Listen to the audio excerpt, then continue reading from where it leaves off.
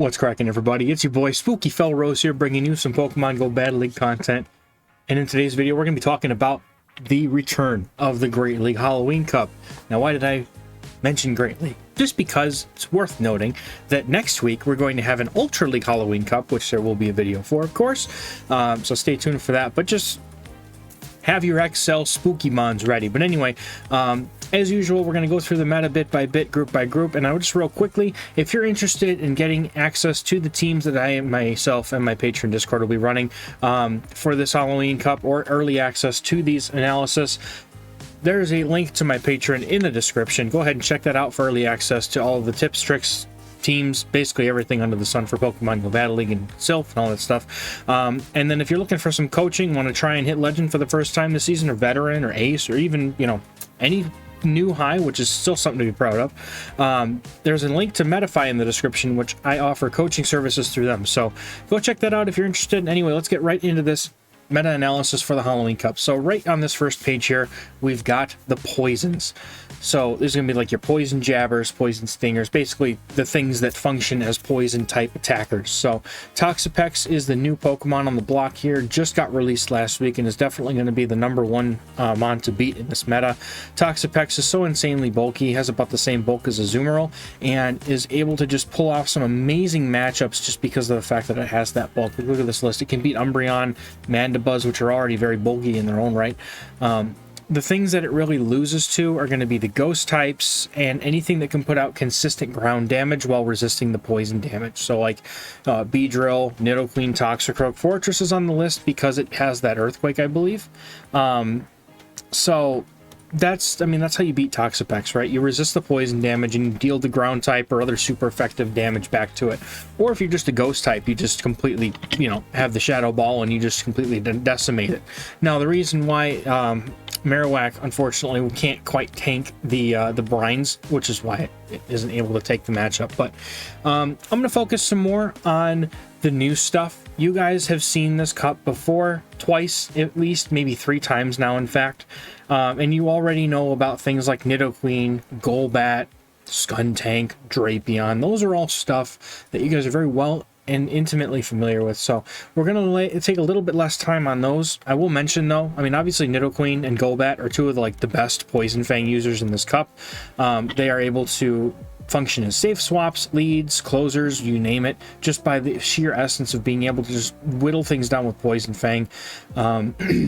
Skuntank here is a dark poison, as well as pretty much everything else on this page, and it runs Poison Jab, has access to Crunch, Flamethrower, and Sludge Bomb. And Flamethrower is noteworthy because it is fire type damage, which there are a lot of bug steel and bug Pokemon and just other Pokemon that don't appreciate the fire damage that are very, very, very popular in this cup.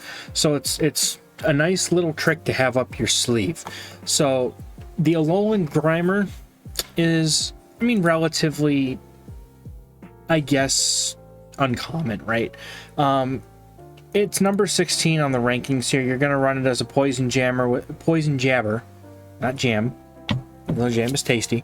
Poison Jabber with Crunch and Sludge Bomb is its moveset typically. It can also learn Gunk Shot if you want that little extra oomph and drop a trash can on somebody. I don't mind that at all. But it does lose to, it's pretty much the same things as Toxapex, right? Ground type damage, if you can imagine, is super, super important to have in this meta. Just like all of these dark poisons, like the dark poison's only weakness is ground. And a lot of the Pokemon in this cup are going to be dark poison because of that defensively great typing, and their movesets are just, they're so good.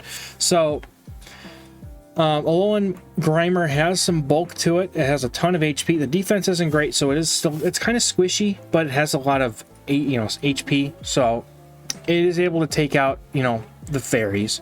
Also able to tangle very nicely with the darks and the ghosts because of that dark subtyping, as well as having the ability to use Crunch. And if you really wanted to, you could run Bite on it, but just run Poison Jab, you degenerate person. And then Muck, you already kind of know Muck. it can run the Poison Jab Acid Spray combination, or it could go Snarl and then have Dark Pulse and Sludge Wave. Either way you pick it. Drapion, very common Pokemon that you're going to see, has that Aqua Tail, Crunch, and Sludge Bomb toolkit, as well as the Poison Stings to get there super quick. And the new kid on the block, or I guess I should say new kids because there's technically two of them, we've got a, if I can find it, Quillfish and Overquill from Hisui. So the nice thing here is that they're technically doing really the same thing as like Skuntank and Grimer do, but they have different movesets. So the nice thing here is it's like if you took Drapion and gave it Shadow Ball, right? I mean, it's essentially what this is, because you have Aqua Tail, you have Shadow Ball, and also they have access to pretty much the rest of the moveset that regular Quillfish gets in this game, which is going to be Ice Beam and Sludge Bomb. Well, I guess it gets Sludge Bomb. Regular Quillfish gets Sludge Wave, so it's a little bit better. Still gets Aqua Tail, and we get Dark Pulse as a Stab Dark type move. So, I mean, the thing with Quillfish is you never know what moves it's got. So you could literally outfit this thing with any pair of moves and completely surprise your opponent if you've got, you know, Poison Sting and you get to those charge moves real quickly. It makes for a very good safe swap, and Poison Jab makes it a very good closer. And Overquill is more or less the same, slightly less bulky that I'm aware of, but has the exact same movesets. It's the same Pokemon, essentially. So you could run two of them on the same team, and you could... He could be goofy like that. So let's move on to the next group, because that kind of does it for the poison types here. So the next group we have in this meta-analysis is going to be the ghost types. Now, Frostlass is the de facto ghost type. It's in every meta that it's in, is very good. If there's not a lot of steel types to wall it, no Bastiodon to take advantage of it. Any time that Frostlass is in a limited meta, it typically shines very brightly. As you can see, it's the best ghost type in the rankings. So it can function as a safe switch, a closer, or even as a lead. You can really do anything with Frostlass, and I know we've kind of harped on about it, but it's that good. It has Shadow Ball, it has Avalanche, it's doing neutral damage to just about everything that isn't like Houndoom or something like that, which you're probably not going to see very many of those, to be honest. And it's just, you give Frostlass some energy and a shield, and it can just sweep teams. So it's just, you know, it's good. It's fine. Shadow Lone Marowak, however, is a new addition to the meta since the last time we've had the Halloween Cup, and it's number 13 in the rankings. It is going to be the second best ghost in the rankings by that, and it really, really only loses to Toxapex, other water types, and the dark types. Now, it does have play against something like Drapion, whereas that Shadow Boost really helps it, and one Bone Club landing puts it in basically a farm down range at that point. So, you know, it's worth noting that there are definitely matchups where the Shadow is going to help. You definitely want to run Shadow. No sense in running regular Lone Marowak if you've got a Shadow. The Shadow is just, and honestly, in my opinion, it's a strict upgrade. There's no reason to run the normal one unless you're running it like as a safe swap with Hex. You know, you could run that variant, but I don't think I would go Shadow for that, just because that bulk helps it gets to those Fire Blasts. If you don't have the bulk to get to the Fire Blast, then what's the point, right? But gets rid of the ice types, the fairy types, you know, it can even overpower things like Golbat. Nidoqueen has to deal with, you know, shielding Bone Clubs from it, which is never fun. And Golbat, I think because of the fact that it has to land a Shadow Ball, if you correctly shield that Shadow Ball, you take that matchup quite nicely. So you want to look out for the dark types, the normal types, which are dark types in this cup anyway. You know, Azumarill, Jellicent are going to be some obvious hard counters. You know, Jellicent, even though you have play against, as long as you don't get baited by a Bubble Beam, which always feels bad, but it'll happen. Alright, so Runerigus is the next new ghost on the list. Cofagrigus, we could talk about.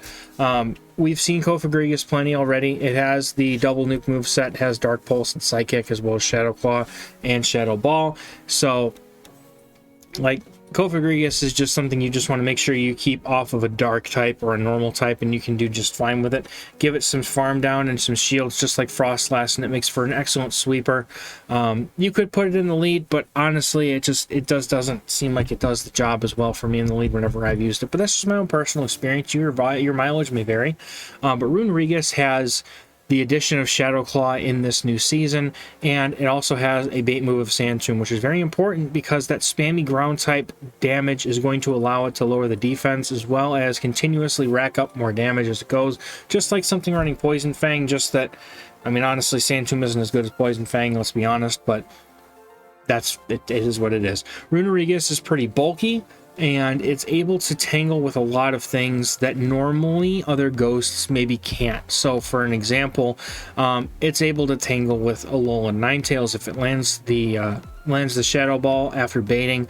Toxicroak gets completely demolished by this thing, and as does even Golbat. Can't really handle that Shadow Ball at all. And Nidoqueen is just hard walled, only really is able to deal damage to the earth power. The poison damage is double resisted, so this thing is going to be a very effective piece of your roster in this meta, I believe, because if you don't expect Nidoqueen to be on at least every other team, I think you may want to have a bit of a reality check. Nidoqueen will be on almost every team in this meta. It's just that good and always has been, and that's why some of these ghosts are going to be very important. Another one's going to be, we're going to see a lot of, is Jellicent, because Jellicent is a very effective wall to that Nidoqueen, having easy access to moves that can almost one-shot a Nidoqueen, if not put it in a farm down range. So, you know, Jellicent, you know, going to be a meta mainstay. You're going to see it. It's out there, and it's going to be there to counter Nidoqueen. Haunter getting Ice Punch doesn't really help it in this meta. You're definitely going to want to go for like a Shadow Punch, Sludge Bomb kind of moveset, I think. It's pretty far down here, to be honest.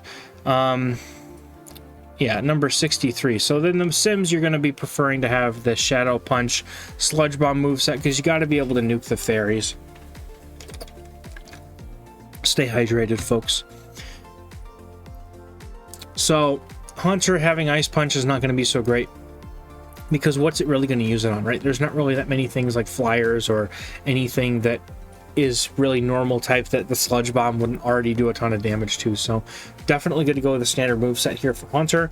Sableye, Trevenant, I don't need to go over these. You guys have seen these more than plenty between here and last season and the season before that. I mean, Trevenant's been around for an entire year at this point. Sableye even longer. You already know. They're ghost types. They're super strong. They're super good, and they're going to be out there. So be ready. All right, next page, we're going to be talking about fairies. The fairies. Fairies. If I had a Denzel Crocker meme, I would totally put it in here. Fairy types. Galarian Weezing. Denzel? Denzel Crocker. That sounded like you said Denzel. I was like, Overwatch? What? No, Denzel Crocker. Fairies! So we've got Weezing. Galarian Weezing is on the top of the list of the fairies here in this new season. Getting Fairy Wind gives it a huge boost of its moveset, allowing it to actually use its charge moves. And in this meta, it looks like it's going to go for Sludge and Overheat. You're not going to... I don't know how I feel. Like, the play rough is so good, but you also have the fairy typing and the Fairy Wind, so maybe you really don't need it, I guess. But it just feels like a shame not to have it. Overheat can nuke, so many things. That's neutral, it does so much damage. And Sludge is like, I think it's, what is it, like... It's like 50 energy or something for 60 damage. It's really bad. But, I mean, it does enough damage to fairies, and I guess there's plenty of them, obviously, in this list here. You're going to see Charmers, and Mawile, and Azumarill on a lot of teams. So, it's maybe a better thing just to run the Sludge here. But Azumarill... Come on, do we really need to talk about Azumarill? What I do want to talk about is Mawile, though. Mawile getting Fairy Wind is huge, because it's going to allow it to take out things in a fashion that Fire Fang and Ice Fang, etc. couldn't before, because it's actually using its charge move. So those play roughs now don't take eons to get to. The Iron Head, you can actually threaten the damage with that Iron Head. Now, if you're running a Shadow Mawile, I think I would still go for the Fang fast move pressure, because the Shadow Boost just helps that so much more. And going, you know, Fang Power Up Punch is still a super, super solid pair of moves to have. and then you just pick your charge move of choice. But if you're going to go Fairy Wind, I think it would function better as like maybe a safe swap, get ahead on energy, be able to threaten. However, it is completely walled by Toxapex, which is really unfortunate, so you kind of have to be careful about that. Maybe use something else to draw out the Toxapex and let Mawile sweep. Just some food for thought, you never know, maybe it'll work out that way.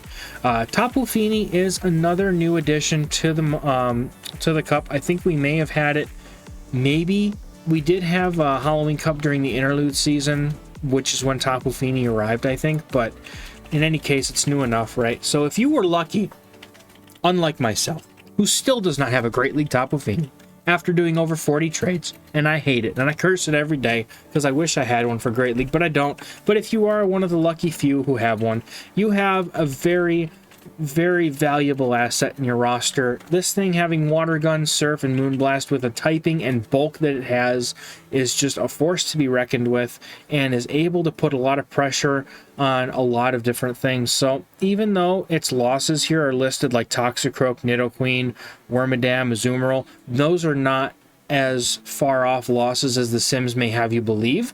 Those are definitely some close matchups and are definitely flippable in certain situations where maybe you get a defense drop from something else, or you bait, I don't know. But in any case, the Water Gun damage is pretty formidable, and it's going to allow it to really pressure the health of a lot of different things in this meta. Now, the rest of the things on this list are those degenerate charmers that I hate so much, but a few of them have other purposes. Let's talk about them. Just real quick, obviously A9, Wigglytuff, Slurpuff, Sylveon, and Granbull can all be charmers, and that's great and fine and dandy. But their other purpose, A9 has the Powder Snow, you all know about it.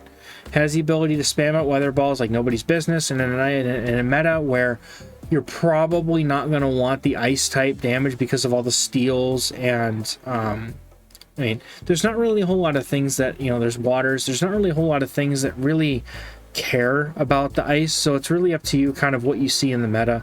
Wigglytuff is known as having that normal typing as a super hard answer to ghost types, so you see a lot of ghost types bringing in Wigglytuff, right? Slurpuff got Fairy Wind, just like Galarian Weezing. Its moveset includes Play Rough, Energy Ball, and Flamethrower. So it's a very interesting pick, and in this particular meta, it does look like it would like to have Charm, but that's definitely a very versatile sort of moveset to give it. In this meta, you're really not going to have much place for Energy Ball, but Flamethrower, like we said earlier about Skuntank, that fire damage can be very useful. You see all of these fairies. Like, look, on this page alone, there's at least 2 things, which isn't much, but 2 things that Flamethrower would really enjoy hitting. That'd be that Mawile and the Alola Ninetales. And, all the bug steals would get one shot just about by a Flamethrower, so that's why it's preferred here. Play Rough, you have enough dark types in this meta that the fairy damage is nice, which is obviously why it probably prefers to have Charm, but completely up to you. Sylveon is another interesting pick here because it got that quick attack move update.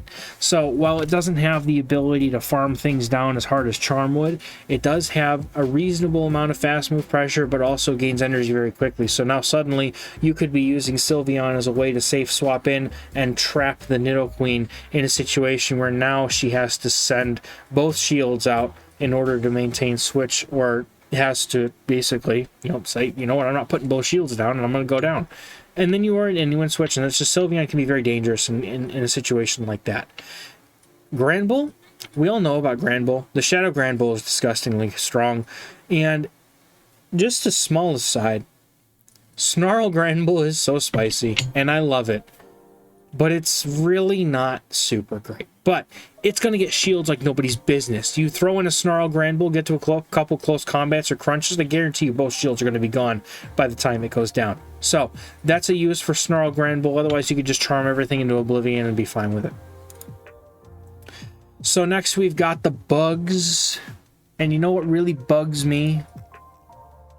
Is the fact that I didn't have bugs already set up and ready to go. So the Beedrill is number 1 here. It has the drill run. The reason why it's so high up is because it can beat Toxapex. It has the ability to do a lot of damage to things like Nidoqueen, other poison types in general. Beedrill is very strong. And if you have a Shadow, that's significantly better. Beedrill, Shadow Beedrill is number 9, whereas you have number 40 for regular Beedrill. So definitely looks like we're preferring a Shadow Beedrill in this meta. The extra oomph from those charge moves, from the Shadow boost, probably outweigh the amount of bulk you sacrifice for it. Trash Wormadam has been in the meta every time this meta comes around. It's a steel bug type that has confusion, so it's a very hard wall to poison type, so you're going to see it. It's going to be out there. Be ready for it. Forretress has, you know, it hasn't changed, right? Forretress has been the same. It's got the Bug Bite, Sand Tomb, Rock Tomb, and Mirror Shot are all bait moves that it has. Rock Tomb, not so much a bait move, but it also has Earthquake. So you just use Forretress. You got to play the bait game, and that's how it goes. Scizor is one of my personal favorites. I actually ran it last time we had the Halloween Cup and put a video up on my channel if you want to go check it out. You can do that or type in my name and Scizor and you'll find it. But Scizor has the ability to core break a lot of things. You see a lot of ghost types. The Night Slashes will threaten. You see a lot of poison types. It takes resisted damage because of the steel typing. Deals bullet punch damage right back, which is really adds up very quickly. So Scizor is a good core breaker in this meta, as is Crustle, especially if you're seeing a lot of other bug types. You're seeing a lot of ice types, you know, fairies, you know, things that don't really appreciate smackdowns and rock slides. So Crustle's good. Escavalier is also really good. It hasn't really, you know, had anything updated about it. It's still Escav. You know, Escavalier's same as he's always been. Super strong counter user, has Drill Run in order to threaten the poison types and steel types, has Aerial Ace for some coverage, or has just straight Mega Horn to just completely destroy dark types.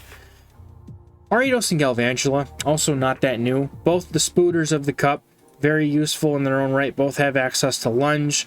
Galvantula can throw out Mega Horn and Discharge, whereas Ariados, or not Mega Horn, Cross Poison and Discharge. Ariados has Cross Poison as well as Mega Horn, so they both have access to Cross Poison. Their other move, you know, it depends on what you want to run. But Ariados has always been good in its limited metas, especially after getting the Poison Sting update and the Lunge update.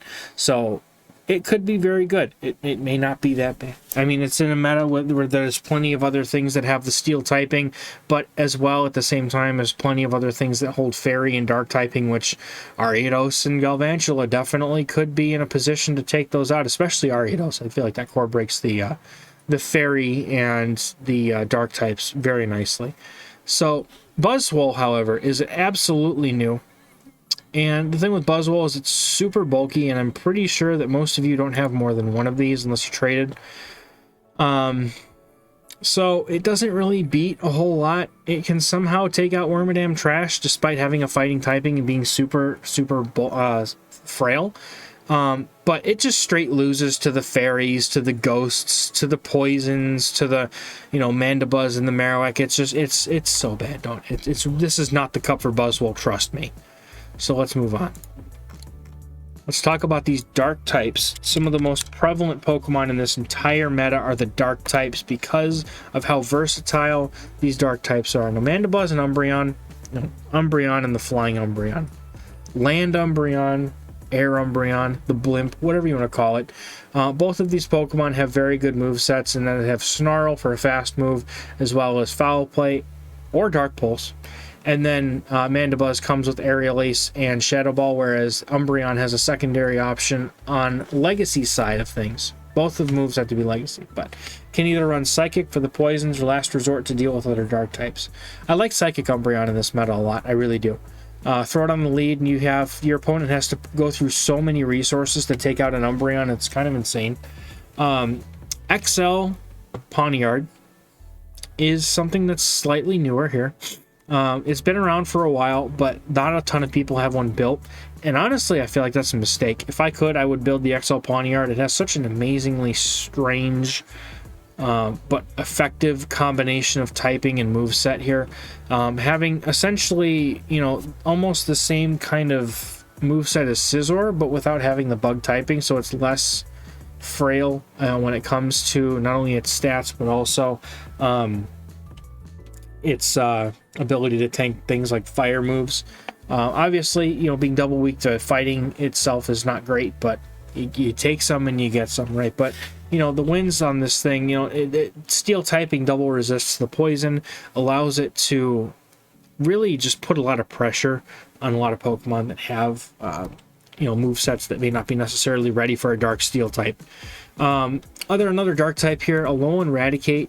The update to Quick Attack really helped Alolan Raticate, but you definitely want to have a purified Alolan Raticate if you're going to play one, because even though Hyper Beam is nice, Return is a really effective nuke for much less energy, and Quick Attack allows you to get there that much quicker. Plus, if you are running Bite, less energy to the nuke always helps. Alolan Raticate is able to take care of almost all of the ghost types that are in the meta, as well as some other things here too. Able to deal nicely with things like Wormadam. Mandibuzz is even a very close matchup there. Able to even beat Nidoqueen, so that's something that's worth noting. Or no, it loses to Nidoqueen. I'm sorry, I had that completely backwards. Loses to Mandibuzz, Wormadam, and Nidoqueen.